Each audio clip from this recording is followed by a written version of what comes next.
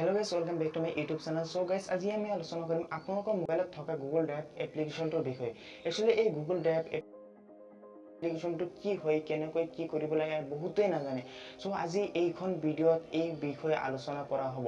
বন্ধুসকল এই এপ্লিকেশনটো কি হয় একচুয়ালি এটো জানাৰ আগতে আপোনালোকে জানিব লাগিব যে আমাৰ প্ৰবলেম হল।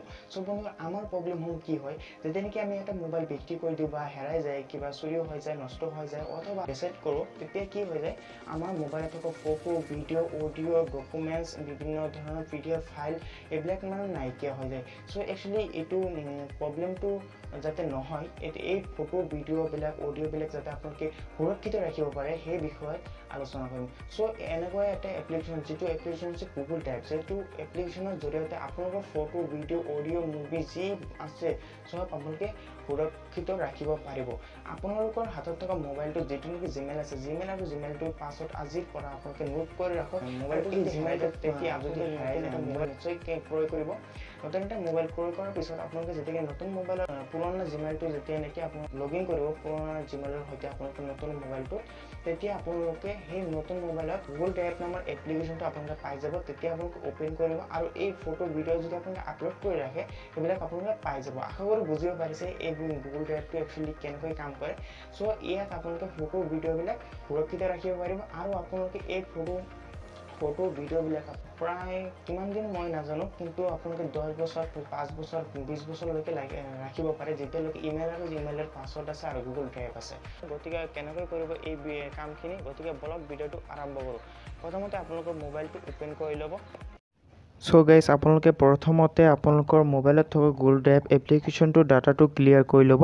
ডাটাটো ক্লিয়াৰ কৰাৰ কাৰণে আপোনালোকে এপটোৰ ওপৰত ক্লিক কৰি ৰাখি দিব আৰু এনেকুৱা এটা আপোনালোকে এপ ইনফো অথবা 3 লাইন অথবা 3 ডট এটা অপচন পাই যাব। তাত ক্লিক কৰি আপোনালোকে ডাটাটো ক্লিয়াৰ কৰি ল'ব পাৰে অথবা আপোনালোকে সেটিংছত আহিব আহি কিনে আপোনালোকে সাৰ্চ দিব এপ মেনেজাৰ লিখি সাৰ্চ দিয়াৰ পিছত আপোনালোকৰ সময়ত ঠিক এনেকুৱা কেইটামান এপ শো কৰিব। এপ মেনেজাৰত ক্লিক কৰাৰ পিছত সো তাত ক্লিক কৰি যেটো Google Drive আছে সেই এপ্লিকেশনটোত ক্লিক কৰি আপোনালোকে ডাটাটো ক্লিয়াৰ কৰি ল'ব।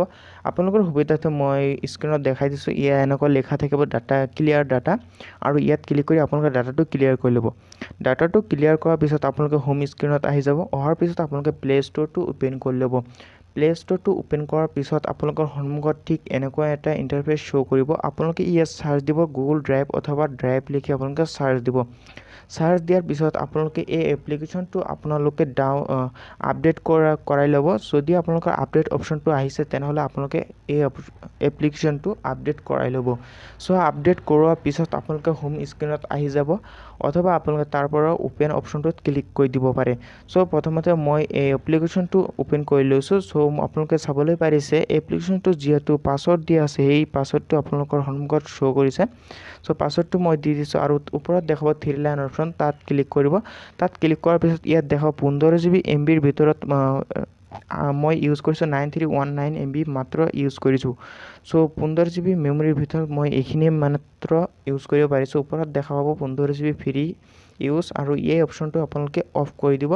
ইয়াত লিখা আছে transfer files only over wifi এই অপচনটো আপোনালোকে অফ কৰি দিব। সো বন্ধুসকল এই অপচনটো অফ কৰাৰ পিছত আপোনালোকে বেক আহি যাব। বেক হোৱাৰ পিছত আপোনালোকে তলত দেখাব ফাইল অপচন তাত ক্লিক কৰি দিব।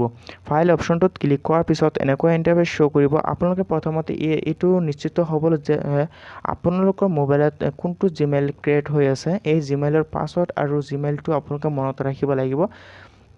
জিমেইল আৰু জিমেইলৰ পাছৱৰ্ড নোট কৰি ৰাখিব। সো বন্ধুসকল তাৰ পিছত আপোনালোকে কি কৰিব প্লাস আইকনটোত ক্লিক কৰি দিব। প্লাস আইকনটোত ক্লিক কৰাৰ পিছত ইয়াত দেখাব ফল্ডাৰ অপচন তাত ক্লিক কৰি নতুন ফল্ডাৰ ক্ৰিয়েট কৰিব পাৰে।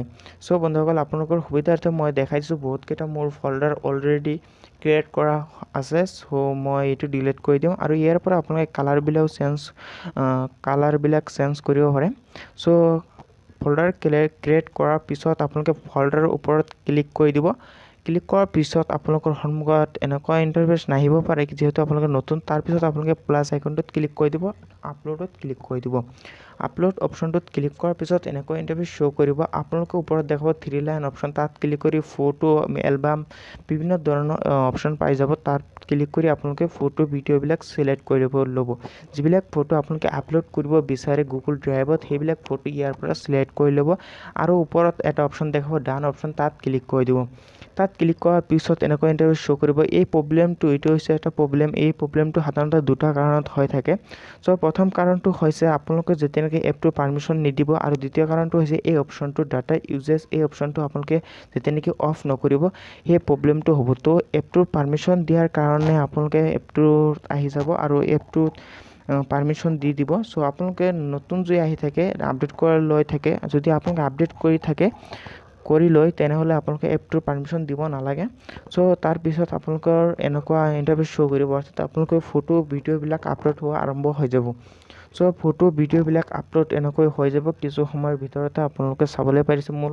অলৰেডি 2টা ফটো আপলোড হৈ গ'ল মোৰ 4টা ফটোৰ ভিতৰত চ' আপোনালোকক দেখাবৰ কাৰণে মই 4টা ফটো আপলোড কৰিলোঁ চ' এনেকৈ আপোনালোকে আপলোড কৰিব পাৰে ফটো ভিডিঅ' অডিঅ' ডকুমেণ্টছ বিভিন্ন ধৰণৰ PDF ফাইল চ' এইবিলাক ফটো আপলোড কৰি আপোনালোকে সুৰক্ষিত কৰি ৰাখিব পাৰে সংৰক্ষণ কৰি ৰাখিব পাৰে যেতিয়ালৈকে আপোনালোকৰ মোবাইলটো হেৰাই যাব বা নষ্ট হৈ যাব বিক্ৰী কৰি দিব বা চুৰি হৈ যাব এনেকৈ বিভিন্ন ধৰণৰ প্ৰব্লেম হ'ব তেতিয়া আপোনালোকৰ জিমেইল আৰু জিমেইলৰ পাছৱৰ্ডটো মনত থাকিলেই হ'ল যেতিয়ালৈকে আপোনালোকে নতুন এটা মোবাইল কিনিব তেতিয়া সেই জিমেইলটো যেতিয়া নেকি নতুন এটা মোবাইলত লগইন কৰিব জিমেইলেৰে তাত এই নতুন মোবাইলত থকা গুগল ড্ৰাইভ এপ্লিকেশ্যনটো যেতিয়ালৈকে ওপেন কৰিব তেতিয়া আপোনালোকে এই ফটো ভিডিঅ'বিলাক পাই যাব আশা কৰোঁ আপোনালোকে বুজিব পাৰিছে চ' বন্ধুসকল ফটোবিলাক ডাউনলোড কৰাৰ কাৰণে ফটোৰ ওচৰত দেখা হ'ব এটা 3 ডট অপশ্যন তাত ক্লিক কৰি দিব আৰু ডাউনলোড অপশ্যনটোত ক্লিক কৰি আপোনালোকে ফটো ভিডিঅ' অডিঅ' ডকুমেণ্টছ সবখিনি আপোনালোকে ডাউনলোড কৰি ল'ব পাৰে যদি আপোনালোকে এপটোৰ পাৰ্মিশ্যন যদি নিদিয়ে তেনেহ'লে এই অপশ্যনটো নাহিব অথবা ডাটা ক্লিয়াৰ নকৰিলে এই ডাউনলোড অপশ্যনটোত নাহিব কিন্তু এইটো মই ভালকৈ কৈ দিছোঁ এই প্ৰব্লেমটো হৈ থাকে চ' যাতে আপোনালোকৰ এইবিলাক প্ৰব্লেম যাতে নহয় সেইকাৰণে ভিডিঅ'টো অলপ লং হ'লেও সেইবিলাক প্ৰব্লেম আপোনালোকক দেখুওৱা হৈছে যাতে এইবিলাক প্ৰব্লেম নহয় আপোনালোকৰ চ' আশা কৰোঁ ভিডিঅ'টো চাই বহুত ভাল লাগিছে চ' যদি ভাল লাগে তেনেহ'লে চেনেলটো ছাবস্ক্ৰাইব কৰি দিব কিয়নো এনেকুৱা ইনফৰ্মেটিভ ভিডিঅ' এতিয়ালৈকে আপোনালোকে যদি SMS-ত চাৰ্চ কৰে তেনেহ'লে বহুত কম ভিডিঅ' হ'ব হয়তো নাপাবও পাৰে চ' ময়ো প্ৰথম বনাই আছোঁ হয়তো হ'ব পাৰে চ' এনেকুৱা ভিডিঅ' পাবলৈ চেনেলটো ছাবস্ক্ৰাইব কৰি ভিডিঅ'টোত এটা লাইক কৰি দিব